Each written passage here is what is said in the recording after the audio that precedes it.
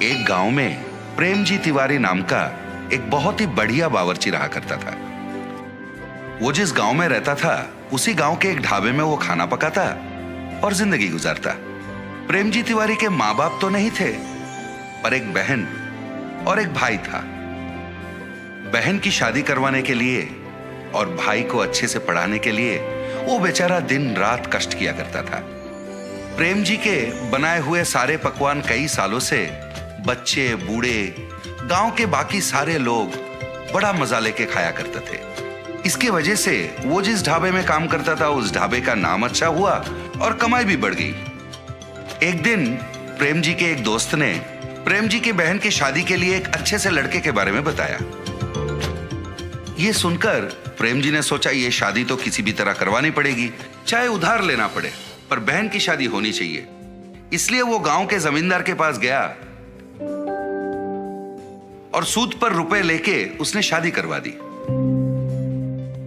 अपनी बहन की शादी में प्रेम जी ने खुद अपने हाथों से बढ़िया खाना बनाया था। सारे अतिथिगण खाना खा के मुग्ध हो गए। अरे वाह प्रेम जी, तुम्हारे हाथों में तो जादू है भैया। खाना तो तुमने बढ़िया पकाया है भाई। उसी शादी में लड़कों की तरफ से रामलाल नाम का एक आदमी आया था।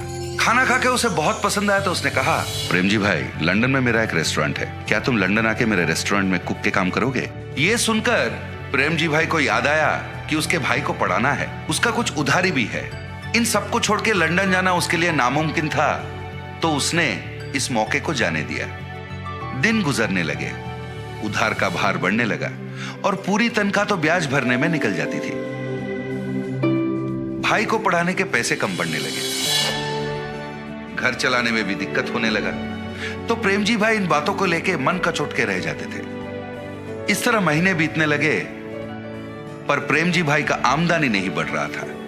फिर एक दिन प्रेम जी भाई उदास बैठ के उपाय के बारे में सोच रहे थे। उसे लंदन से आए हुए रामलाल के बातें याद आए। अरे उसने तो मुझे रेस्टोरेंट में काम करने का मौका दिया था, ये बात मैं कैसे भूल गया। ये सोचकर वो रामलाल से मिलने चला।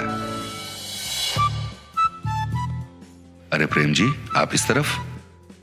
आपने तो उस दिन कहा था ना कि लंदन में आपके रेस्टोरेंट में कुक की नौकरी मुझे देने को तैयार है। अभी भी क्या वो नौकरी मुझे देंगे? अरे वाह, बढ़िया है, आखिर आपने मेरी बात मान ही ली।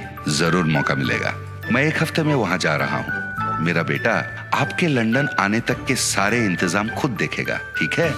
फिर जब रामलाल वापस लंदन चले गए थे, रामलाल के बेटे ने प्रेम जी का लंदन जाने तक का पूरा इंतजाम 1 महीने के अंदर कर दिया।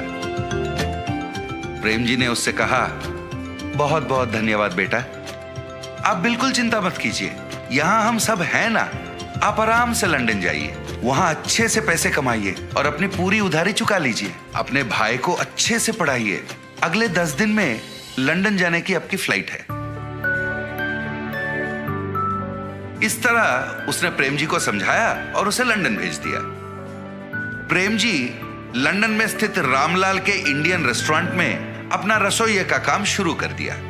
उसके खाना पकाने के तरीके, सब्जियों को काटने के तरीके, खाने को प्लेटिंग के वक्त गार्निश करने के तरीके, और सबसे बढ़िया बात यह थी, जब उसका खाना पकता था पूरा रेस्टोरेंट खुशबूदार हो जाता। वो मन लगा के लजीज खाने बनाता रहा और कस्टमर खुश होते रहे। खाने से खुश होकर लोग उसे काफी पैसे टिप में देते थे। इससे प्रेम जी खुश होकर और बढ़िया पकवान बनाने लगा। इधर महीने का तनख्वाह मिलता था और टिप की ऊपरी पैसे होने के कारण उसका आमदनी बढ़ गया। और जितने भी पैसे वो कमाता था पूरे पैसे वो इंडिया भेज देता। फिर रामलाल के बेटे से बात करता और उनसे कहता कि उन पैसों से उसकी उधारी चुका दे और उसके भाई को बढ़िया सा कॉलेज वगैरह में भर्ती करके पढ़ाए। इस तरह 6 महीने बीत गए। इन 6 महीनों में उसने कई बार पूछा कि मेरे भाई से फोन पर बात करवा दे, पर कोई ना कोई कारण बोलकर रामलाल के बेटे उसे टाल देता तो प्रेम जी को संदेह होने लगा। और फिर जब रामलाल अपने बेटे के साथ बात करते थे, वो चुपके से उनकी बातें सुनने लगा। एक दिन रामलाल से मिलने प्रेम जी जा ही रहे थे। उसने देखा रामलाल बहुत गुस्से में किसी से फोन पर बात कर रहा है, तो वो छिपके सुनने लगा। 6 लाख रुपए है भाई, ऐसे थोड़ी ना आ जाते हैं। प्रेम जी का हाथ का खाना बढ़िया है, इसलिए उसे मैं जो तनख्वाह देता हूं और उसके टिप के पैसे मिलाकर हर महीने उन पैसों को मैंने बचा के रखने को कहा था, ना कि इसके बारे में प्रेम जी के भाई को बताने के बारे में। कोई ना कोई उपाय निकाल और मुझे वापस फोन कर। उनकी इन बातों को सुनकर वो तुरंत अपने घर गया। अपना पूरा सामान उसने समेट लिया और उसी वक्त वहां से निकल पड़ा। मैंने इन पे अंधविश्वास किया था और काम करने विदेश तक आ पहुंचा। 1 रुपए मेरा पैसा मैंने नहीं बचा, पूरा पैसा इनको सौंप दिया। पता नहीं उधर मेरे भाई और बहन किस हालत में हैं। पता नहीं मेरा सूद कितना बढ़ गया है। मुझे विश्वास नहीं हो रहा है कि अपने कुकर्मों के लिए इन लोगों ने मुझे वहां से यहां तक ले आया। वो बेचारा रास्ते के एक किनारे बैठकर दुखी हो रहा था। हे भगवान, अब तुम्हारा ही भरोसा है, तुम ही कोई रास्ता निकाल दो भगवान। वो बेचारा कुछ देर वहीं पर भगवान का स्मरण करते बैठा। अचानक से नील रंग के धुआं के बीच में से श्री कृष्ण पधारे। उन्होंने एक बालक का रूप धारण किया। फिर वहीं पर उन्होंने एक फूड स्टॉल को अपने माया से बनवाया और आके प्रेम जी के पास बैठ गए। अंकल, क्या ये फूड स्टॉल आपका है? मुझे बहुत भूख लग रहा है, कुछ पका के खिलाओगे? मैं पैसे भी दूंगा। वो आके प्रेम जी से बातें करने लगे, पर प्रेम जी को तो पता था वो फूड स्टॉल प्रेम जी का तो था ही नहीं। पर कहीं उस बालक को देखकर प्रेम जी को बिछड़ा हुआ अपना भाई याद आया। पता नहीं उसके मन में क्या हुआ।